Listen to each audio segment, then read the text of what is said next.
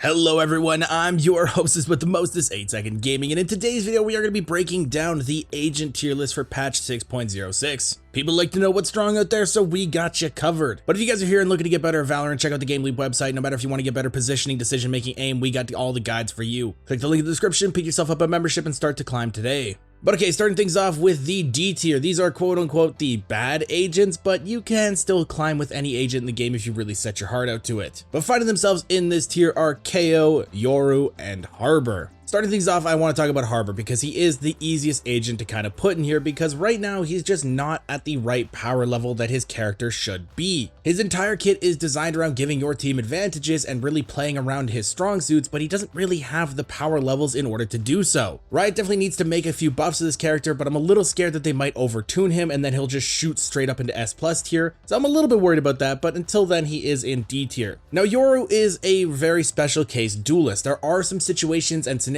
where he can make some insanely amazing plays. His kit can come in very clutch, but again, they're very niche and they're very specific situations. Having to wait all game for that one specific play where you can absolutely pop off doesn't really make an agent all that good. You want somebody that can have those pop off moments but be more well-rounded throughout the entire game, and Yoru just isn't there. And that's pretty much the same thing with our next agent, KO. It's again, he's really good in some specific situations, but if he's not in those situations, he just falls off super hard. His abilities can be very strong. I know that some people don't think that his knife isn't that good, but I think it's because they just misuse it. But he has the same fall-offs that Yoru has. You don't want to wait around for that one specific situation that KO is just absolutely fantastic in. So again, D tier. But now let's move on up into the C tier, and finding themselves here are Neon, Breach, and Astra. Now I'm going to kick things off with Neon because I really like her. I do think she's a really cool character, but she really does need a strong map in order for her playstyle to absolutely pop off. So if you do play on one of those maps, you can pick Neon and you can do really well with her. But if you're just one-tricking Neon, you are going to fall off in some of the other maps where she doesn't do as well. But now let's talk about Breach, because Breach used to be the bane of everyone's existence just a little bit ago. I remember everybody everywhere was complaining about how strong his flashes were, how strong he was, but now Riot has hit him with a few nerfs and he's just kind of fallen off a little bit and he's fallen out of meta.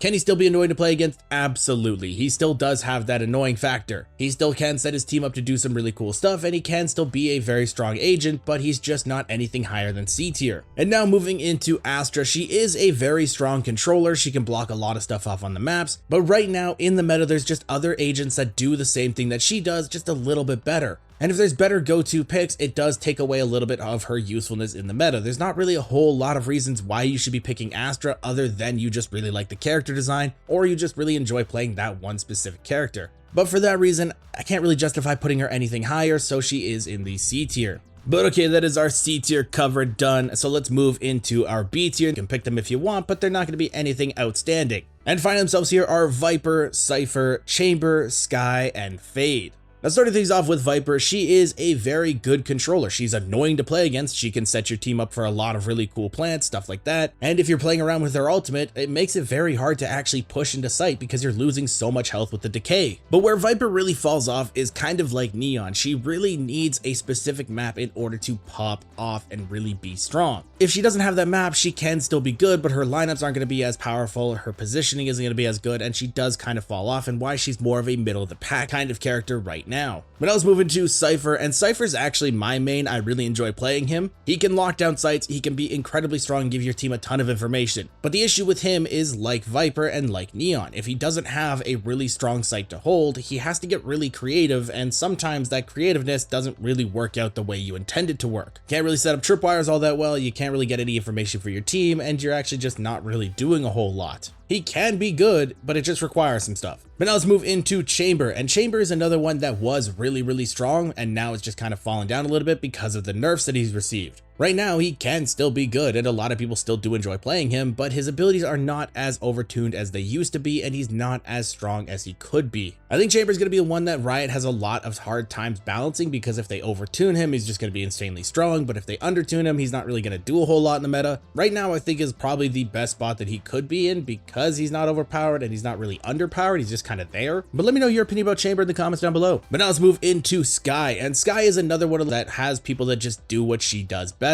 Some of her abilities can be countered pretty easily, and her flashes can be kind of annoying, but other than that, she's not really a standout character, and she's not actually going to be doing a whole lot for your team. There are still some people that can use Skye extremely effectively, and when you're playing against one of those people, it is very hard to actually do anything against her, but for the mass majority, I don't think the Skye can be anything higher than B tier. And now let's talk about our last tier, and that is Fade. Now, I absolutely love Fade because I have a very soft spot in my heart for goth dommy mommies. If any of you are watching this video, please hit me up, I'm very lonely. But her abilities just kind of fall short. It's not to the point where it's like KO or Yoru where they require a very specific situation. It's more of they do well kind of throughout the game, but those really specific situations, they absolutely pop off. But it's not really strong enough to being the well-rounded character to really put her anything higher. And she can kind of be countered fairly easily if you actually know what you're looking for. But now let's move into our A tier and find themselves here are Gekko, Sova, Phoenix, and Brimstone. Now, Gekko is probably the most interesting one in this list right now because he did actually get hit with the only nerfs that came in with this most recent patch, but I don't think the nerfs were actually strong enough to really affect him that much. Now, Gekko is probably one of the most controversial agents on this list because some people think he's absolutely god tier and some people think he's bottom of the bin, trash, just should not be in the game. But in my opinion, he is just A tier. Now, his Mosh Pit doesn't do as much damage to people or just random objects like Killjoy's ultimate, and won't be able to kill that anymore, but it is still good at denying some certain spots, and if somebody wants to walk through it, they are a little bit weaker, and you could probably just one-tap them without even having to hit a headshot. And the wingman strength should not be underplayed. Being able to plant or defuse the bomb without having to throw yourself out of position and being able to protect it is very good. The wingman can easily bait people out. Gekko is still a decently strong character in my opinion, but if you guys have a different opinion, please let me know. I would love to hear it. Moving into Sova though, this was the first agent that I started playing when I was playing Valorant, so he will always have a soft spot in my heart, but right now his ability to collect a bunch of information should not be understated. He's got a ton of crazy lineups, he can deny people the shock darts, and his ultimate can also deny a ton of area for people to play. I'm not going to stay on this guy too much because everybody really already knows his strengths, so let's move into Phoenix.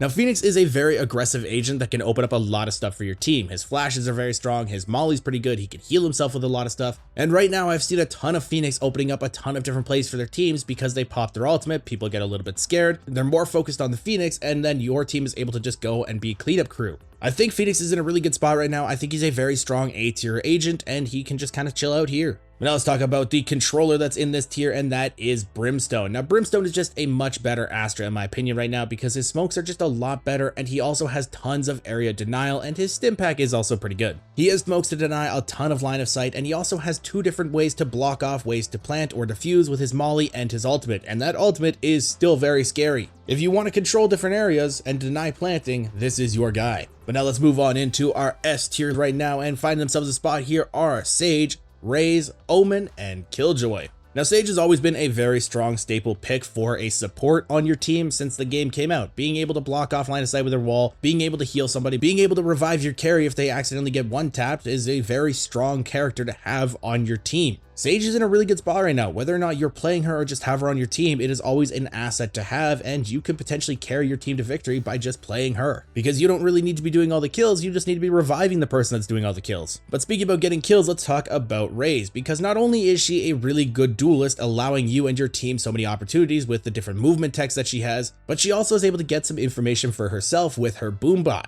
And I'm not even going to talk about the grenade because I am a grenade magnet. It seems like no matter what I do, no matter what side I attack, it seems like Raze is just throwing a grenade straight at me and I die off at the start of the round. So screw that grenade, we're not talking about it. But Raze's abilities are very strong right now. She's a very good character, and if you like to be a duelist and like to open up spots for your teams, maybe try checking her out. But maybe you like to be a controller and carry the team, and if that's the case, then maybe check out Omen. Because Omen right now is the go-to controller. He has a lot of different abilities that are just so good right now. He can block off line of sight with his smoke, he can teleport around, he can play mind games with the enemy team constantly. Omen is such a good one-man show right now because he can just absolutely do what he wants and carry the team while being a team player at the same time. You can flank, play around, bring enemies to you, and then teleport across the map and be perfectly fine with your team. He's a cool character, I really love him, he's very strong. But now we gotta talk about Killjoy, the bane of everyone's existence right now. Now, Killjoy is annoying. Her bots are annoying to deal with, the sentry bot, the alarm bot, all those things. And her swarm grenade has killed me a lot because, again, I'm a grenade magnet. I just happen to find grenades wherever they are. But I don't think she's the S+